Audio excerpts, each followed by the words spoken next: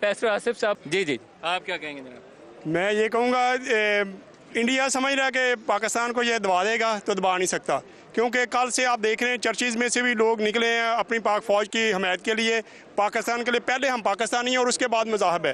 तमाम मज़ाहब मिलकर हम इनका मुकाबला करेंगे। और मैं यहाँ पे मुझे बड़ी खुशी हुई, हमारे फ़ौजी जवान इतने कादावर हैं और उनके आगे उनके जो जवान हैं वो छोटे। मैं बल्कि कह रहा था उनको पहले कहे कादे तो बड़े कर लें और फिर आके हमारे साथ लड़ने की। जब जमीन पे ये पाँव मारते हैं दूसरी तरफ वैसे ही वो लड़ जाते हैं। हाँ जी, बिल्कुल वैसे ही हो रहा था, वो डर रहे थे। हमारे नारा हो जाए पाकिस्तान जिंदाबाद, पाक फौज जिंदाबाद। भगत लाल जी, भगत लाल जी, भगत लाल जी आप क्या कहेंगे? हरिओम, शांति शांति शांति ओम।